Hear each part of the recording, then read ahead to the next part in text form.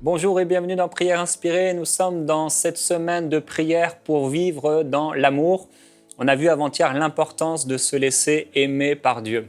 C'est bien de vouloir rechercher à aimer toujours plus le Seigneur. On en parlera d'ailleurs après-demain ou demain. Et c'est une chose qui est vraiment importante. Maintenant aussi, c'est important de se laisser aimer par le Seigneur. Et si vous n'avez pas vu cette émission, vous pouvez la regarder. C'était la première de cette semaine. Et on a partagé hier l'importance aussi de marcher dans l'amour de Dieu par rapport au pardon. Et plusieurs personnes, vous avez pris la décision, la résolution de pardonner à quelqu'un qui vous a fait du tort. Et je suis persuadé que si vous avez vraiment pardonné à cette personne, le lendemain au réveil, vous êtes senti libre. On se sent tellement bien quand on n'a plus ce fardeau de la haine, de la colère, de la calomnie, de la rancune qu'elle a dans notre vie personnelle. Aujourd'hui, on a un témoignage de Maya. Elle écrit « Je vous remercie pour vos enseignements qui m'édifient et me fortifient. Je viens de visionner votre session et les dangers des vacances, l'abandon de la parole de Dieu. Et je rends grâce au Seigneur que je suis en vacances et que je prends encore plus de temps dans la présence du Seigneur pour recharger mes batteries. Durant toute l'année, j'ai un temps privilégié avec notre merveilleux Seigneur, le matin, l'après-midi. Et en vacances, je prends un temps supplémentaire pour lire la parole de Dieu et me laisser conduire par le Saint-Esprit pour méditer la parole. En ce moment, je médite sur 1 Corinthiens 13, et qui est en fait le passage de cette semaine. Et je découvre tant de choses dans ce chapitre. J'aimerais partager quelque chose que le Seigneur m'a conduit à faire. Je peux en parler parce que le Seigneur m'a pardonné et m'a demandé de concrétiser le pardon. Il y a quelques mois, je m'étais agacé d'un couple de frères et sœurs en Christ et eux ne le savaient pas. Je demandais pardon au Seigneur, j'ai été pardonné, mais le Saint-Esprit a mis sur mon cœur de les appeler pour leur demander pardon. J'ai mis quelques temps, peut-être une dizaine de jours pour le faire. Et un jour, j'avais ce poids qui ne partait pas. Et cette douce voix en moi me disant de les appeler. Vous vous souvenez, hier, en début de cette émission passée, j'ai expliqué que parfois nous avons des fardeaux dans notre vie. Et le Saint-Esprit vient sur nous avec une douce onction pour nous amener à nous humilier au point de parfois pleurer comme un bébé et de pouvoir déposer finalement, parce que notre cœur a été tellement ouvert par les pleurs, ce fardeau aux pieds du Seigneur. Et c'est une chose qui est importante à faire. Et parfois aussi, cette douce onction, elle vient sur nous, le Saint-Esprit qui vient sur nous, il ne vient pas en nous frappant, mais il vient en nous pressant de faire le bien. Et c'est exactement ici ce dont parle Maya. Et cette douce pression, vous l'avez peut-être ressenti un jour, le Seigneur vous appelait à faire quelque chose. Je les ai appelés et leur ai demandé pardon. Ils ont été très touchés et m'ont dit qu'ils me pardonnaient bien qu'ils n'avaient rien ressenti. Aujourd'hui, je me sens libre du pardon que je leur ai demandé et du pardon qu'ils m'ont donné. Je demande encore au Seigneur de me montrer toutes les situations que j'aurais traversées en y laissant un non-pardon ou un pardon mal vécu pour le faire. Je veux aller là où le Seigneur me demande d'aller et je veux continuer à faire tout ce que le Seigneur me demandera de faire. Si je vous dis tout cela, c'est pour vous dire que toutes vos émissions me touchent, me musclent, m'encouragent et me fortifient et m'ont sensibilisé à faire ce pas dans la foi pour demander pardon. Alors encore un grand merci pour vos enseignements, soyez richement bénis en Christ. Et merci Maya pour ce témoignage qui vient en cette semaine vraiment au bon moment. Et puisque nous allons parler encore aujourd'hui de l'amour de Dieu et du pardon, dans Marc au chapitre 12, au verset 28, il est écrit « Un des spécialistes de la loi qui les avait entendus discuter vit que Jésus avait bien répondu aux Sadducéens. Il s'approcha et lui demanda « Quel est le premier de tous les commandements ?» Jésus répondit « Voici le premier, écoute Israël, le Seigneur notre Dieu est l'unique Seigneur, et tu aimeras le Seigneur ton Dieu de tout ton cœur, de toute ton âme, de toute ta pensée et de toute ta force.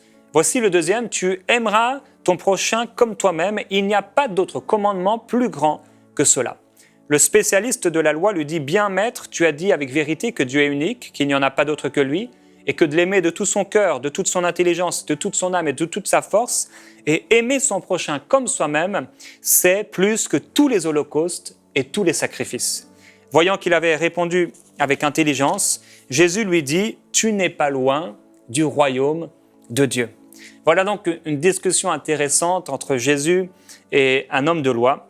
Et Jésus dit à cet homme qu'il n'est pas loin du royaume de Dieu. En fait, qu'il a la connaissance des clés du royaume. Les clés du royaume de Dieu, c'est l'amour. Les clés du royaume, c'est Christ. C'est bien de connaître les clés du royaume comme cet homme connaissait les clés du royaume. C'est bien de connaître la volonté de Dieu, mais ce n'est pas suffisant. Cet homme n'était pas loin du royaume de Dieu, mais il n'était pas encore entré dans le royaume de Dieu. Il avait simplement une connaissance, et cette connaissance devait être mise en pratique pour qu'il puisse entrer dans le royaume de Dieu. Donc cet homme connaissait la volonté de Dieu. Mais il faut non seulement connaître, mais il faut entrer et il faut demeurer dans le royaume de Dieu. Et l'une des choses qui va prouver que vous êtes dans le royaume de Dieu, c'est que vous aimez vos frères, c'est que vous aimez l'Église. C'est l'une des premières choses qui se passe quand le royaume de Dieu vient dans notre cœur. Dans Galates au chapitre 5 au verset 14, l'apôtre dira « En effet, toute la loi est accomplie dans cette seule parole, tu aimeras ton prochain comme toi-même. » Et Jacques appellera cette loi la loi royale de l'amour. Ce n'est plus la loi qui nous amène sous un fardeau, mais c'est la loi qui fait de nous des rois, où nous pouvons marcher dans l'amour de Dieu. Et je crois que la première fois qu'il est fait mention de cette phrase, d'aimer son prochain comme soi-même, j'ai été surpris de découvrir que c'était dans la loi. Cette loi qu'on dit être dure, cette loi qu'on dit être parfois difficile ou même on peut avoir l'impression que c'est une loi méchante. Il écrit dans Lévitique au chapitre 19 au verset 17 « Tu ne haïras pas ton frère dans ton cœur, mais tu auras soin de reprendre ton prochain, mais tu te chargeras point d'un péché à cause de lui. Tu ne te vengeras point et tu ne garderas point de rancune contre les enfants de ton peuple. Tu aimeras ton prochain comme toi-même. Je suis l'Éternel. » Alors on voit que dans la loi, Dieu déjà appelait les hommes, les femmes à s'aimer les uns les autres comme soi-même. Et ici, dans le cas d'une difficulté, d'un différend avec quelqu'un, de savoir reprendre son prochain. Il faut savoir régler les différends dans l'amour, comme d'ailleurs Maya nous l'a rappelé, en poursuivant la paix. Si on a un problème avec un frère, on devrait lui parler. Si vous avez quelque chose à reprocher à quelqu'un, parlez à cette personne. Les chrétiens devraient être les spécialistes de la communication, les experts du règlement des différends. Les croyants devraient être, par leur nature divine, les experts pour, après avoir un problème avec quelqu'un, réussir à le résoudre, réussir à amener la paix et la solution dans ce problème. Donc, si vous avez un problème avec quelqu'un, il est important de rencontrer cette personne et, selon la parole de Dieu, être prompt à écouter, lent à parler et lent à se mettre en colère. Lui parler avec soin. Ici, dans le verset, quand il est dit « tu auras soin de reprendre ton prochain », d'autres traductions disent « tu reprendras ton prochain, mais tu le feras avec soin ». Ça veut dire que quand je m'approche d'une personne avec qui j'ai des différends, je ne m'approche pas en cassant tout. Vous savez, il y a des gens, ils arrivent quelque part, ils mettent tout en l'air, entre guillemets. Non, je m'approche avec soin. Je soigne la chose.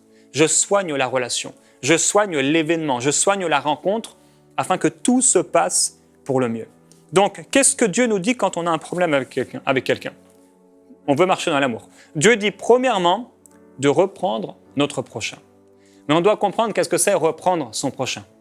Parce que reprendre son prochain, ce n'est pas venir avec une baguette ou un fouet. Ça a été traduit comme ça dans la parole de Dieu, reprendre, ou dans nos traductions, son prochain. Mais ça veut également dire, reprendre son prochain, montrer la vérité, prouver, convaincre, réprouver, réprimander, argumenter, discuter, juger. Ça veut dire que quand j'ai un problème avec quelqu'un, je ne vais pas devant la personne pour la reprendre humainement en lui disant, je vais lui dire mes 4 vérités ou ces 4 vérités. Mais je viens pour discuter avec cette personne.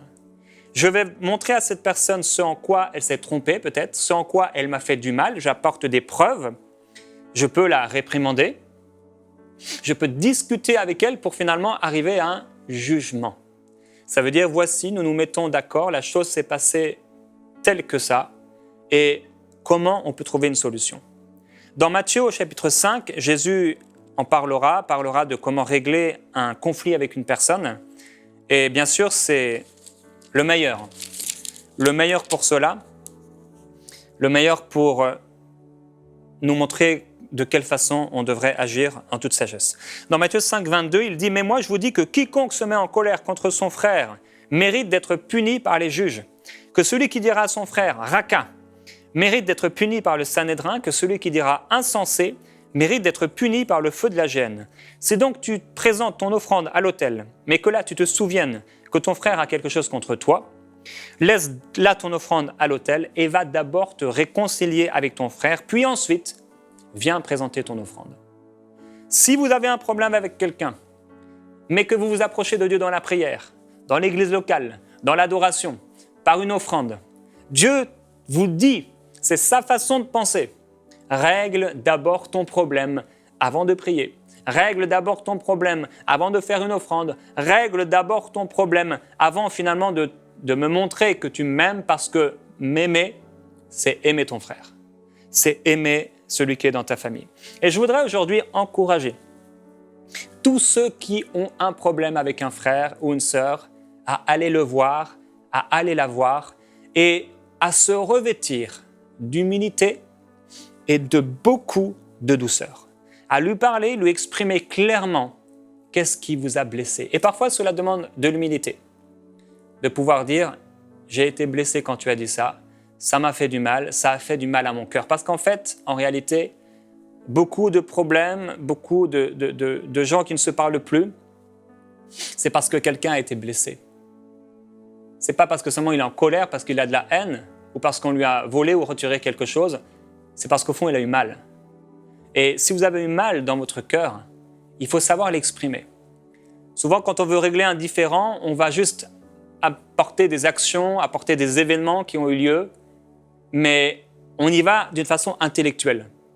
On veut avoir raison, on veut ceci, cela, mais il faut y aller avec son cœur. Ça va faire toute la différence.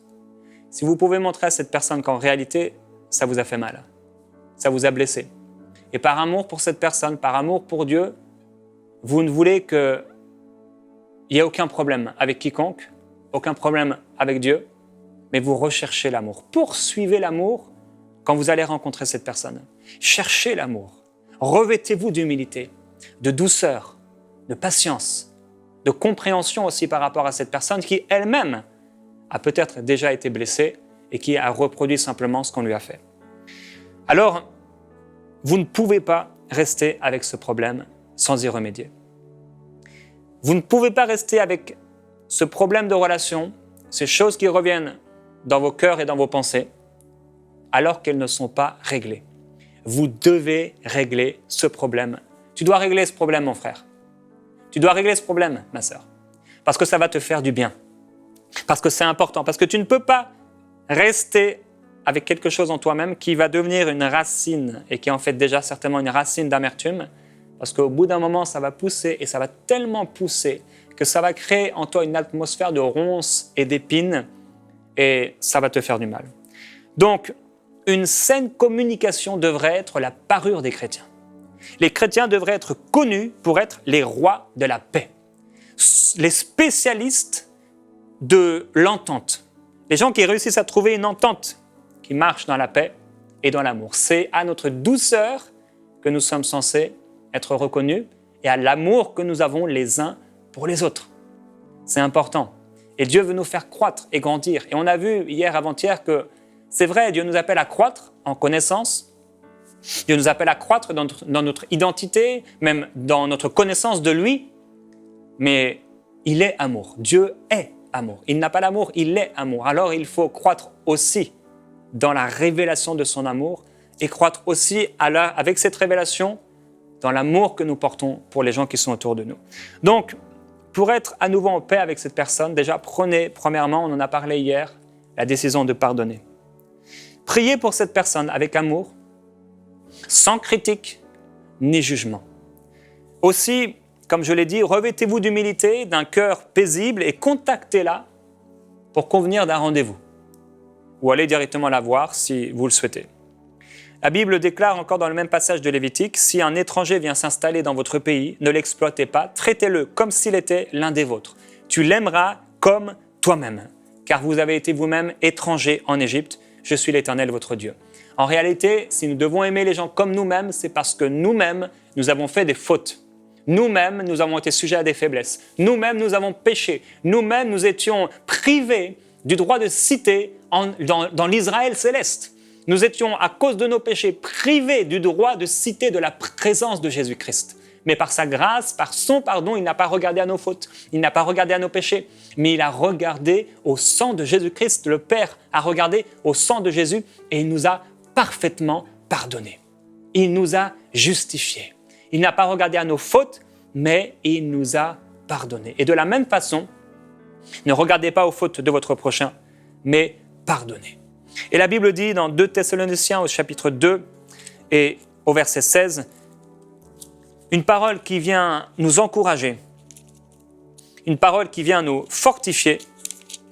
Et cette parole nous dit, notre Seigneur Jésus-Christ, lui-même, notre Père, nous ont témoigné tant d'amour et par grâce, nous ont donné une source éternelle de réconfort et une bonne espérance, qu'il vous remplisse de courage et vous accorde la force de pratiquer toujours le bien en actes et en parole. Alors, si nous devons aimer l'autre, le prochain, comme nous nous aimons nous-mêmes, nous prenons soin de notre corps, nous nourrissons notre corps. Mais non seulement notre corps, mais notre âme a des désirs, a des intérêts. Aimer son prochain, c'est également lui faire du bien en vue du bien de son âme. Aimer son prochain, c'est rechercher son bien. Et le défi n'est pas trop élevé. Nous ne devons pas aimer notre prochain d'une façon démesurée. On doit aimer Dieu d'une façon démesurée. Notre prochain, nous devons l'aimer comme nous-mêmes. Alors, je vais prier pour vous. Vous qui avez pris la décision hier de pardonner, ou si vous avez lutté, ou si vous regardez cette émission aujourd'hui, peut-être pour la première fois, ou la première de cette semaine, prenez la décision maintenant même de pardonner à cette personne qui vous a fait du mal. Ça va vous libérer. Comme l'expliquait notre sœur Maya, quand elle a d'abord décidé de pardonner, mais qu'ensuite elle a été voir ce couple ou téléphoner pour lui demander pardon, elle a senti une libération. Et c'est ce poids ténébreux qui n'appartient pas au royaume de la lumière qui s'en va. Ça se dissipe. Et peu à peu, on retrouve notre relation avec le Seigneur. Peu à peu, on est rafraîchi dans sa présence. Alors, on en a parlé hier, mais aujourd'hui, si vous n'avez pas fait, pardonnez à ceux qui vous ont fait du mal. Dites au Seigneur, Seigneur, je te demande pardon déjà d'avoir gardé rancune contre cette personne et je pardonne cette personne. Je choisis de pardonner à tous ceux qui m'ont fait du mal. Maintenant, il y a des rendez-vous qui vont avoir lieu. Il y a des rencontres qui vont avoir lieu. Et sache une chose, mon frère, ma sœur, c'est que quand tu vas aller, quand tes pieds vont fouler le sol à la rencontre de cette personne, le regard du Seigneur va se poser sur toi. Le Saint-Esprit sera là, non pas pour te donner raison, mais pour amener la justice dans cette situation. C'est pourquoi ton cœur ne doit pas être d'avoir raison, mais ton cœur doit être que Dieu puisse manifester un plein amour pour cette personne, pour toi-même, et qu'ensemble vous puissiez marcher dans l'amour et vous pardonner comme Christ vous a pardonné. Père, je veux te dire merci. Merci parce que tu nous as montré l'exemple parfait à travers Jésus-Christ. On ne méritait pas ton pardon, mais tu nous as pardonné. Tu n'as pas regardé à nos fautes et à nos nombreux péchés, mais tu as regardé au sang de ton Fils Jésus-Christ. Ce sang qui parlait beaucoup plus fort que le sang d'Abel. Ce sang qui parlait beaucoup plus fort que le sang des sacrifices. Et tu le dis dans ta parole, l'amour, la miséricorde est beaucoup plus grande que tous les holocaustes et que tous les sacrifices. C'est pourquoi, Père, je veux prier pour ceux qui parmi nous font des prières, méditent ta parole, font des offrandes, peut-être donnent de l'argent aux pauvres, mais qui dans leur cœur ont des problèmes d'amertume, des problèmes de colère, des problèmes de haine contre un frère et une sœur. Tu dis que celui qui n'aime pas son frère ne t'a pas connu. Alors Père, viens, je t'en prie, illuminer les yeux des cœurs. Viens nous montrer dans notre vie personnelle s'il y a un différend qui n'a pas été réglé. S'il y a une racine d'amertume dans notre cœur envers quelqu'un. Merci. Ouvrez-vous à la présence du Saint-Esprit, au ministère du Saint-Esprit. Fixez vos yeux sur votre être intérieur, votre esprit, votre cœur. Et ouvrez vos oreilles à sa voix. Maintenant même, le Seigneur donne des images à certaines personnes, des événements qui ont eu lieu, des choses qui se sont passées, peut-être de très vieilles rencontres, des gens que vous avez connus à l'école, il y a des années, mais au fond de votre cœur, ça a laissé des blessures. Ce n'est pas guéri. Maintenant, le Seigneur rappelle ces choses dans votre esprit pour que vous puissiez pardonner. Maintenant même, esprit de révélation. Je te demande s'il te plaît de toucher ces personnes si précieuses. Oui, vous recevoir une révélation des choses qui ont créé ces blessures intérieures, ces blocages intérieurs. Père, je prie que, avec cette révélation, tu donnes la force et le courage de faire le bien. Maintenant, je crois que plusieurs recevez des révélations, des choses passées, peut-être même que vous ne connaissiez pas. Des choses que vous étiez peut-être trop petit pour vous en rappeler. Maintenant, ces choses sont mises en lumière pour que vous puissiez pardonner, libérer une parole de pardon. C'est merveilleux. L'apôtre Paul disait « Je n'ai rien sur la conscience ». C'est tellement merveilleux de ne rien avoir sur la conscience. Il n'y a pas une petite partie cachée de notre cœur qui est pleine de colère. Il n'y a pas un point noir dans notre esprit, une souillure. Mais c'est la paix partout. La parole de Dieu te déclare de rechercher, de poursuivre la paix. Et autant, fais tout ton possible pour être en paix avec tout le monde. Tu as ta responsabilité. Cette responsabilité, c'est de pardonner, de régler ce différend, d'aller voir cette personne dans l'humilité. Alors toi qui veux aujourd'hui prendre cette décision de régler ce différend, qui peut être de petite importance ou de grande importance, mais c'est important. Tu peux déclarer aujourd'hui avec moi, Père, t'ai entendu parler. Tu m'as parlé aujourd'hui à travers ta parole. Et tu me dis de régler ce différend, de ne rien garder dans mon cœur. Je prends la décision de régler ce différend.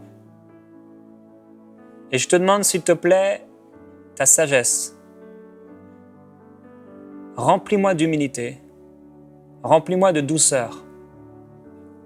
Que ton amour déborde en moi pour que je puisse aller voir cette personne, non pas plein de moi-même, mais plein de Christ, plein de ton amour. Donne-moi le courage, s'il te plaît, de faire le bien en action, et en parole, selon ce que tu as écrit dans ta parole.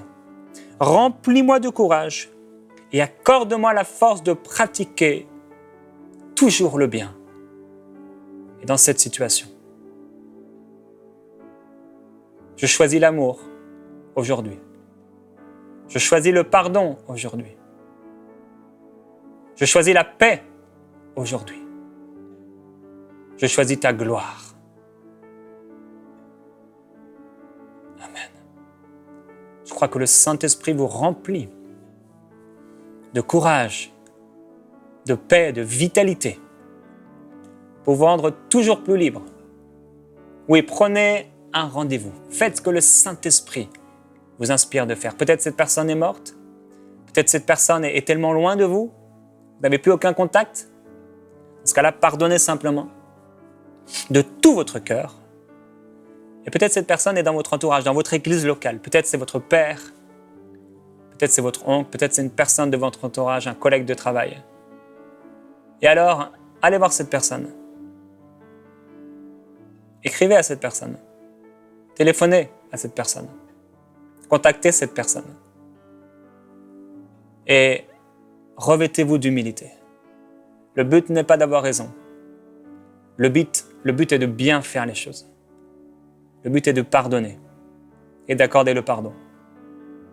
Et je me souviens un jour, dans une rencontre, une retraite de jeunesse, cette jeune femme qui était là et qui criait de douleur tout à coup, et elle avait des crises régulières. Ça lui brûlait, elle avait toutes sortes de douleurs dans son corps, c'était insupportable au point où les jeunes qui étaient là et les responsables ont appelé l'ambulance. Et tout à coup, le Saint-Esprit m'a dit, mais c'est parce qu'elle a un problème de pardon avec quelqu'un. Et j'ai supplié cette jeune femme, je dis, mais pardonne, dis-le avec ta bouche, je pardonne à cette personne. Je crois qu'elle avait été abusée. Et elle n'arrivait pas, elle disait, elle essayait de pardonner. Je suppliais, pardonne à cette personne, tu seras guéri instantanément. Au bout d'un moment, elle a déclaré, je pardonne. Instantanément, toute douleur est partie. Elle était entièrement guérie. Et aujourd'hui, si c'est votre cas, si vous avez été malade à cause d'un manque de pardon, alors que vous pardonnez, soyez maintenant guéris au nom de Jésus-Christ. Que la paix de Dieu remplisse vos cœurs et vos pensées, qu'il vous remplisse d'espérance, qu'il vous remplisse de sa grâce et de courage pour faire le bien en tout temps, en tout lieu et en toute saison, au nom de Jésus. Envoyez-nous vos sujets de prière à prière@enseigne-moi.com.